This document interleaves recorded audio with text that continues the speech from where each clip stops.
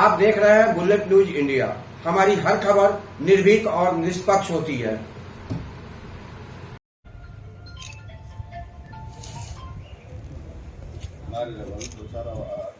जय जवान जय किसान, जय जवान जय किसान। भारतीय किसान यूनियन अम्बावता जिंदाबाद जिंदाबाद। भारतीय किसान यूनियन अम्बावता जिंदाबाद जिंदाबाद। राजधानी खत्म हो गई है तो वहाँ पर अभी जो ना विकास कार्य नहीं हो रहे हैं और शौचालय और संस्थान की व्यवस्था नहीं है। संस्थान की तो बहुत जरूरी है और ये जो जेवर टोल पर है मामला, वहाँ को ये जो ना टोल वाले बदमाशी कर रहे हैं, लोगों से बदतमीजी कर रहे हैं। जो लोकल किसान है उसके जो ना साइकिल को भी परेशान करते हैं निकलने में। तो जो लोकल में अभी नितिन गडकरी जी ने कहा था, एक क्राइटेरिया बनाया था कि इतने एरिया में टोल में जो ना किसानों से या स्थानीय लोगों से नहीं लिया जाएगा। उसके बावजूद भी वो लोग परेशान करते हैं। 2 किलोमीटर से कोई आ रहा उसे भी परेशान कर रहे हैं। तो आपसे हमारा ये निवेदन है कि उन लोगों को थोड़ा एक बार अपने तरीके से समझाएं। भाई हम लोग नहीं चाहते, क्योंकि आचार संहिता करीब आ रही है और एक देश का वातावरण किस तरह से जा रहा है, ये भी आप देख रहे हो कि जहाँ किसान जा रहा तो लोग एक इस नजरिए से देख रहे हैं कि ये तो लड़ने को जा रहे हैं।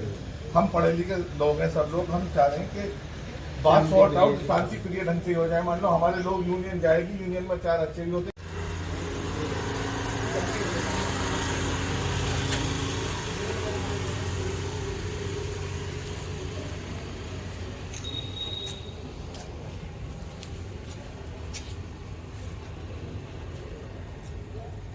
पहुंचे हैं आप? मैं जिला अध्यक्ष भारतीय किसान यूनियन अम्बावता अनिल नागर। आज जो हम डीएम साहब के यहाँ पे ज्ञापन देने आए हैं अपना, वो सभी 12 सूत्रीय मांगे हमारी हैं जो किसान से संबंधित हैं और पूरे देश का किसान परेशान है और जो उनका शोषण हो रहा है देश में।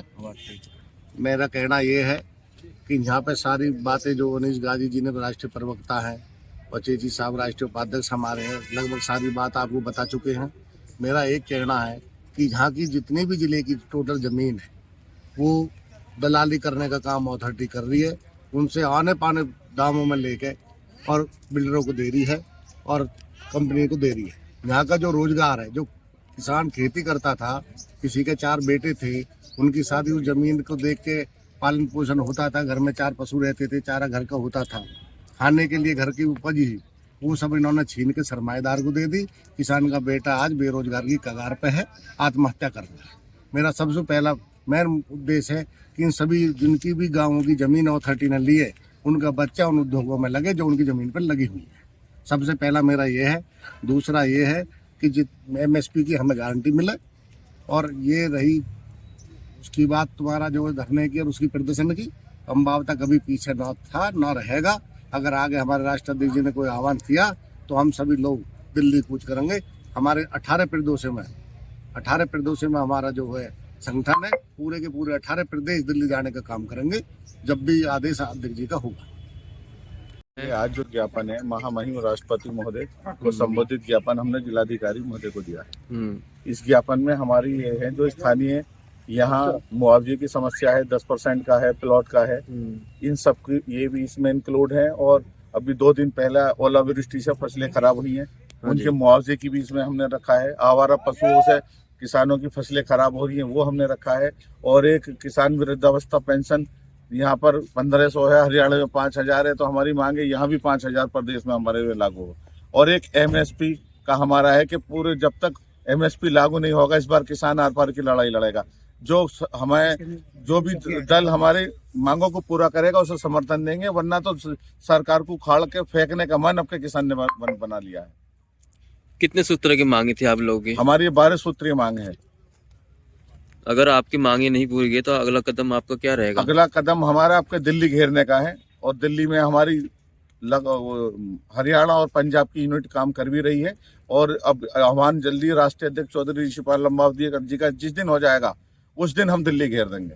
पूरी तैयारी है। पूरा नोएडा, पश्चिम उत्तर प्रदेश से नोएडा, बुलंदशहर, हापुड़, आपका संभल, मुरादाबाद और इधर आपके मुजफ्फरनगर, सहारनपुर और शामली, बागपत, बड़ौद से सारा हमारा किसान तैयार है, आर पार की लड़ाई के मूड में है।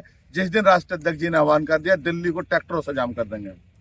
ठीक। आपके चैनल को धन्यवाद करती हूँ जो हमारी आवाज को दूर दूर तक पहुँचाते हैं।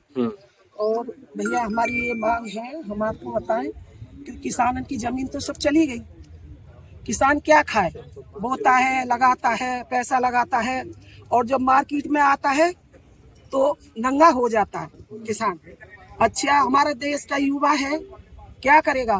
क्या कहेंगे कि जी लोकल है, इसको नौकरी नहीं मिलेगी। जब नौकरी नहीं मिलेगी युवा को तो चोर बनेगा, डकैत बनेगा, बदमाश बनेगा, आपको मारेगा, हमको मारेगा, तो फिर कहेंगे फलाने का बेटा बदमाश बन गया। क्या कहेंगे? यही कहेंगे ना, फलाने का बेटा बदमाश बन गया। अच्छा, कोई बात नहीं। हम तो ये है कि देखो, आपको हम ये बताएं कि देखो, हम लड़ाई नहीं लड़ रहे हैं, हम लड़ाई लड़ रहे हैं अपने हक की।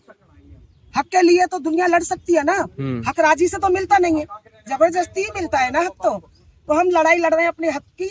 हमारी कोई सरकार से ये लड़ाई नहीं है, हमें अपने हक की लड़ाई है। तो हक तो हम जबरदस्ती ले लेंगे, और नहीं लेंगे ना तो एक लेडीज, झांसी की जो रानी थी ना, वो भी एक लेडीज ही थी। हम भी वही झांसी की रानी बन जाएंगे।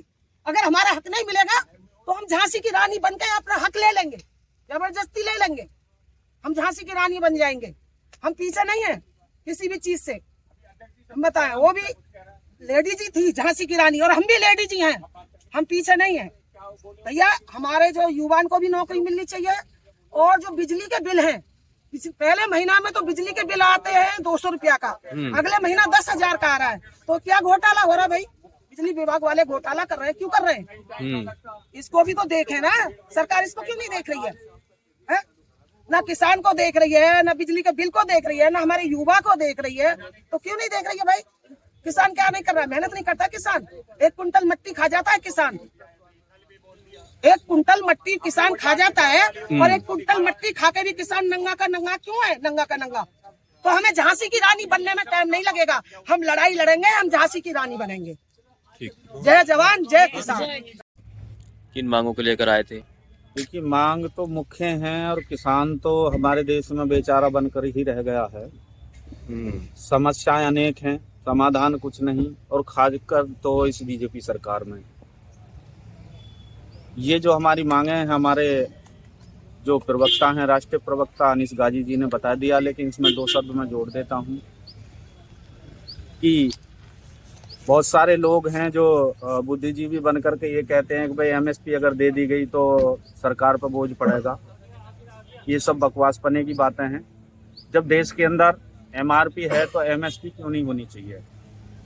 सरकार से किसान नहीं कह रहा कि भाई आप हमारे माल को खरीदें, किसान मांग रहा है कि भाई हमारे माल की कीमत और लागत, उस पर गारंटी कानून बन जाएगा तो कोई भी माल को खरीदो, उसमें किसी को आपत्ति नहीं है। और उससे जो है किसानों का भी भला होगा, उसके साथ साथ में देश की जनता का भी भला होगा।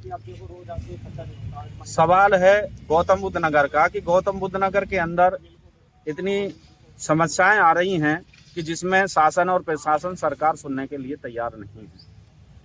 ज्यादातर जो मामले आते हैं कि प्राधिकरण से संबंधित आते हैं, इनकी तानाशाही चल रही है। माननीय राष्ट्रीय अध्यक्ष ऋषिपाल अम्बावता जी ने हमें आदेश दिया है कि इन मांगों को आप वहां रखें और एक बार ज्ञापन के तौर पे दे दें ताकि वो सरकार तक पहुंच जाए। महामहिम राष्ट्रपति जी के लिए हमने ये विज्ञापन डीएम के माध्यम से दिया है। आगे आने वाला समय बताएगा कि इसमें क्या होना है, क्या नहीं होना। लेकिन बशर्ते इस चीज़ में मैं मीडिया के माध्यम से ये चीज़ जोड़ दूंगा कि जो ये हमारी मांगे हैं, ये गंभीर मांगे हैं, और देश की रीढ़ है किसान। किसान के बेटे ही देश की सीमाओं की रक्षा करते हैं, अपने प्राणों की आहुति देते हैं, और देश की आर्थिक व्यवस्था को लगभग 70% किसान अपने कंधों पर संभाले हुए हैं। देश की अगर लोकप्रियता है, पावर है। और आप देख रहे थे बुलेट न्यूज इंडिया। जल्द मुलाकात होगी अगली खबर में। आपने हमारे चैनल को सब्सक्राइब नहीं किया तो शीघ्र ही हमारे चैनल को सब्सक्राइब करें, लाइक करें और साथ में एक प्यारा सा कमेंट लिखें।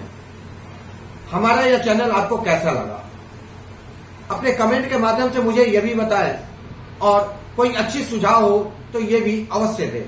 तब तक के लिए नमस्कार।